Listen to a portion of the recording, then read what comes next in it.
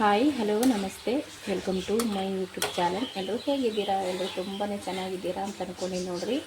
ನಾವು ಕೂಡ ಸೂಪರ್ ಆಗಿದ್ದೀವಿ ನೋಡಿರಿ ಸ್ನೇಹಿತರೆ. ಇವತ್ತು ತುಂಬ ಟೇಸ್ಟಿಯಾಗಿರೋಂಥ ಅಷ್ಟೇ ಸಿಂಪಲ್ ಆಗಿರೋಂಥ ಅತಿ ಬೇಗವಾಗಿ ಮಾಡ್ಕೊಳ್ಳುವಂಥ ನಾನಿಲ್ಲಿ ಒಂದು ಶಂಕರಪಾಳಿನ ಮಾಡಕತ್ತೀನಿ ನೋಡಿರಿ. ಅದು ಗೋಧಿ ಹಿಟ್ಟನ್ನು ಬಳಸಿ ತುಂಬ ಟೇಸ್ಟಿ ಇರುತ್ತೆ ಮತ್ತು ತುಂಬ ಸಿಂಪಲ್ ರೀ ಮಾಡ್ಕೊಳ್ಳೋದು. ಜಾಸ್ತಿ ಏನು ಹತ್ತಂಗಿಲ್ಲ ಇದಕ್ಕೆ.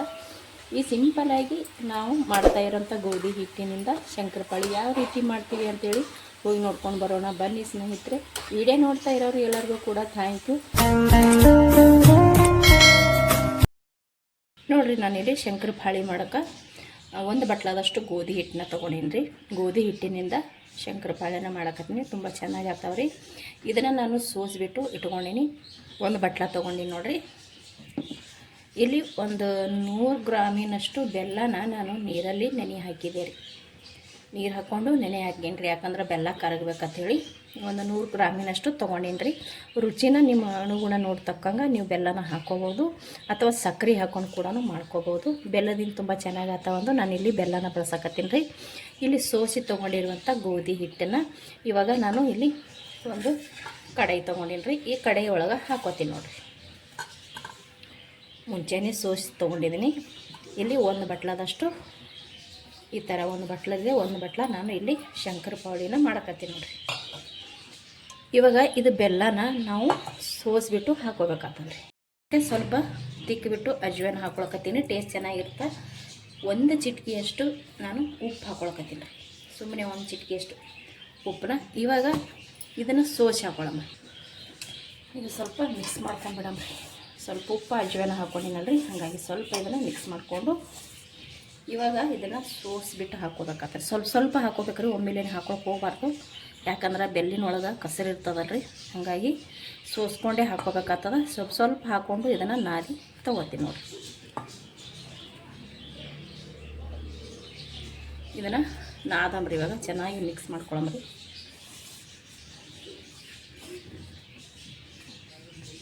ನೋಡಿರಿ, ಇದಕ್ಕೆ ನಾವು ಸ್ವಲ್ಪ ಬೆಲ್ಲದ ನೀರು ಬೇಕಾಗ್ತದೆ ರೀ. ಒಂದು ವೇಳೆ ನೀರು ಅದು ಕಡಿಮೆ ಬಿತ್ತಪ್ಪ ಅಂದ್ರೆ ಪರವಾಗಿಲ್ಲ ರೀ. ನೀವು ನೀರು ಹಾಕ್ಕೊಂಡು ನಾದ್ಕೋಬೋದು. ಮಾಮೂಲಿ ನೀರು ಹಾಕ್ಕೊಂಡು ಕೂಡ ನಾದ್ಕೋಬೋದು ಅಥವಾ ಹಾಲು ಹಾಕ್ಕೊಂಡು ಕೂಡ ನಾದ್ಕೋಬೋದು ರೀ. ಒಂದು ವೇಳೆ ಬೆಲ್ಲದ ನೀರು ಕಡಿಮೆ ಬಿದ್ದರೆ ಹಾಲು ಅಥವಾ ನೀರು ಹಾಕ್ಕೊಂಡು ಕೂಡ ನಾದ್ಕೋಬೋದು ರೀ. ಹಾಲು ಹಾಕ್ಕೊಂಡೆ ಅಂದ್ರೆ ಸ್ವಲ್ಪ ಟೇಸ್ಟ್ ಇನ್ನೂ ಚೆನ್ನಾಗಿರುತ್ತಿದ್ದು. ಇಲ್ಲಿ ನನಗೆ ಕರೆಕ್ಟೇ ಆಗಿಬಿಡ್ತೈತೆ ರೀ. ಇವಾಗ ನೋಡಿರಿ, ಇದು ನೀಟಾಗಿ ನಾನು ಕಲಸಿ ತೊಗೋತೀನಿ ನೋಡಿರಿ. ಸ್ವಲ್ಪ ಗಟ್ಟಿನೇ ಕಲಸ್ಕೋರಿ, ಭಾಳ ಅಳಸ್ರು ಮಾಡ್ಕೊಳಕ್ಕೆ ಹೋಗ್ಬಾರ್ದು ನೋಡಿರಿ. ಇದಕ್ಕೆ ನಾನು ಸೋಡಾ ಪುಡಿ ಅದೇನು ಹಾಕಿಲ್ಲ ರೀ. ಸೋಡಾ ಪುಡಿ ಅದು ಹಾಕೋದು ಏನು ಬೇಡ್ರಿ, ಹಾಗೇನೆ ಮಾಡಿರಿ, ಟೇಸ್ಟ್ ಚೆನ್ನಾಗಿರುತ್ತೆ ನೋಡಿರಿ. ಇದನ್ನು ಈ ರೀತಿ ಮಿಕ್ಸ್ ಮಾಡ್ಕೊಳ್ಳೋದು ನೋಡಿರಿ ಚೆನ್ನಾಗಿದೆ.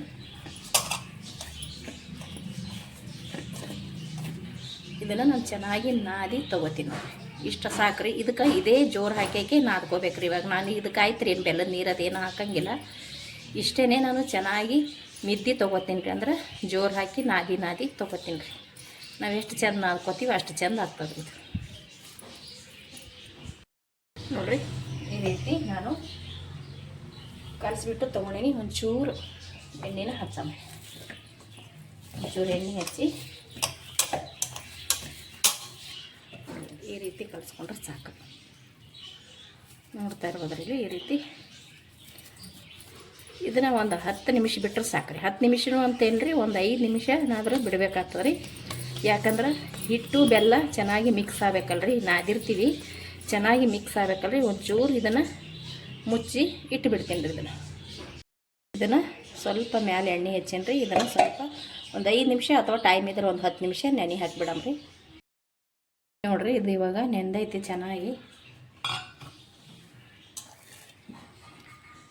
ಮಸ್ತ್ನಾಗೆ ನೆಂದೈತಿ. ಇವಾಗ ಇದನ್ನು ಶಂಕರಪಾಳಿ ರೆಡಿ ಮಾಡ್ಕೊಳ್ಳೋಣ ಬರ್ರಿ ಸ್ನೇಹಿತರೆ.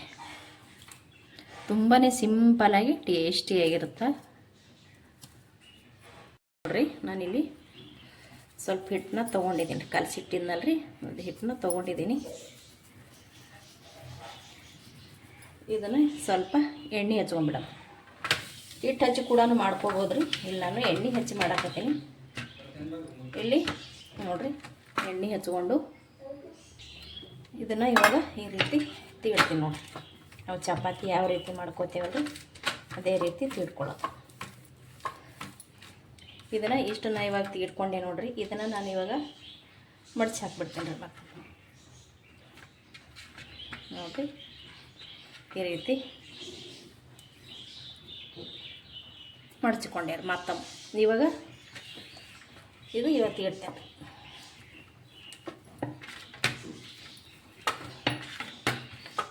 ನೀವು ದಪ್ಪ ಬೇಕಾದ್ರೆ ತೀಡ್ಕೋಬೋದು ರೀ, ತೆಳ್ಳಗೆ ಬೇಕಾದ್ರೆ ಮಾಡ್ಕೋಬೋದು ರೀ. ನಮಗೆ ಯಾವಾಗ ಅನಿಸುತ್ತಾ ಹಂಗೆ ಮಾಡ್ಕೋಬೋದು ರೀ. ಇವಾಗ ನಾನು ಇಲ್ಲಿ ಮಾಡಿ ತೋರಿಸ್ತೀನಿ ರೀ ಎಷ್ಟು ಮಾಡ್ಕೋತೀನಿ ಅಂತ.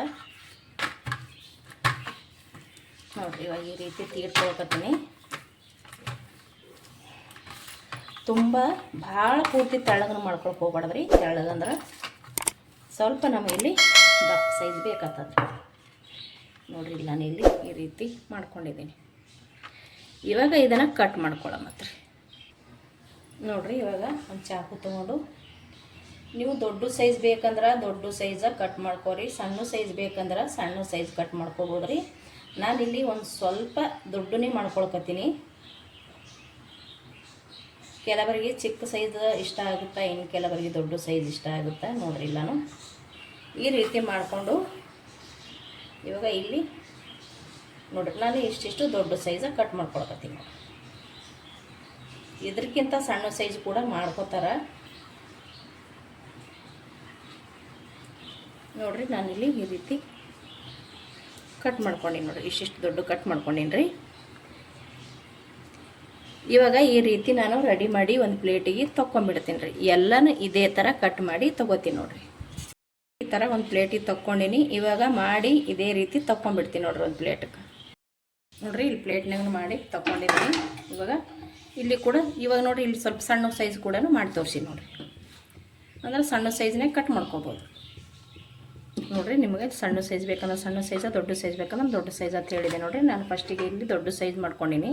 ಇವಾಗ ಸಣ್ಣ ಸೈಜನ್ನು ಕೂಡ ಮಾಡ್ಕೊಂಡೀನಿ ರೀ. ಇವಾಗ ಎಣ್ಣೆ ಕೂಡ ಇಟ್ಟಿನಿ ರೀ. ಎಣ್ಣೆ ಬಿಸಿಯಾಗನ ಇದಕ್ಕೆ ಕರುದು ತೊಗೊಳ ಮಾತ್ರ ನೋಡಿರಿ. ಎಣ್ಣೆ ಇಟ್ಟಿದೆ ಅಂತ ಹೇಳಿದೆ ನೋಡಿರಿ. ಎಣ್ಣೆ ಕೂಡ ಕಾಯ್ದೈತಿ.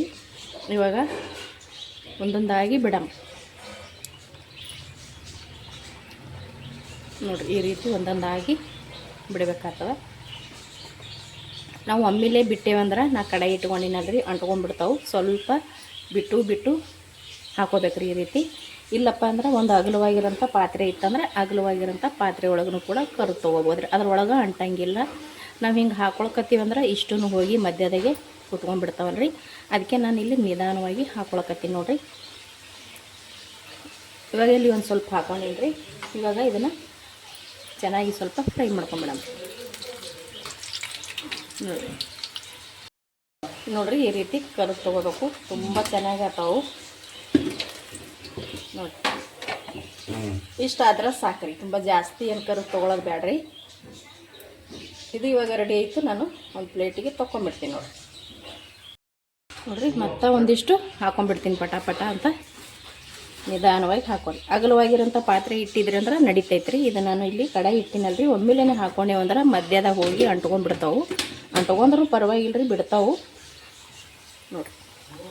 ಇದನ್ನು ನಾನು ಅದೇ ರೀತಿ ಕರೆದಕ್ಕೂ ತೊಗೋತೀನಿ ನೋಡಿರಿ. ರೆಡಿ ಅದು ಸೌಂಡ್ ಅಂತೂ ನೋಡ್ತಾ ಇದ್ದೀವಿ ನೀವು. ತಣ್ಣಗಾದ್ಮೇಲೆ ಇನ್ನೂ ಗರಿ ಗರಿ ಆತಾವ್ರಿ ನೋಡಿರಿ. ತುಂಬ ಸಿಂಪಲ್ಲಾಗಿ ಟೇಸ್ಟಿಯಾಗಿ ಅದು ಗೋಧಿ ಹಿಟ್ಟನ್ನ ಬಳಸಿ ಮಾಡುವಂಥ ಶಂಕರಪಾಳಿ. ಸಿಂಪಲ್ಲಾಗಿ ಟೇಸ್ಟಿಯಾಗಿ ನಾವು ಮಾಡಿರುವಂಥ ಗೋಧಿ ಹಿಟ್ಟಿನ ಶಂಕರಪಾಳಿ ನಿಮಗೆ ಇಷ್ಟ ಆಗಿತ್ತಪ್ಪ ಅಂದ್ರೆ ಪ್ಲೀಸ್ ಒಂದು ಲೈಕ್, ಶೇರ್, ಕಮೆಂಟ್ ಮಾಡಿರಿ. ಹೊಸಬ್ರು ನೋಡಕತ್ತೀರಪ್ಪ ಅಂದ್ರೆ ಪ್ಲೀಸ್ ಸಪೋರ್ಟ್ ಮಾಡಿರಿ, ಸಬ್ಸ್ಕ್ರೈಬ್ ಮಾಡ್ಕೋರಿ. ಇಷ್ಟೊತ್ತನ ವೀಡಿಯೋ ನೋಡಿದವ್ರು ಎಲ್ಲರಿಗೂ ಕೂಡ ಥ್ಯಾಂಕ್ ಯು. ಮತ್ತೆ ಒಂದು ಹೊಸ ರೆಸಿಪಿಯೊಂದಿಗೆ ಸಿಗ್ತೀನಿ ರೀ. ಅಲ್ಲಿ ತನಕ ಮತ್ತೊಮ್ಮೆ ಎಲ್ಲರಿಗೂ ಕೂಡ ನಮಸ್ಕಾರ.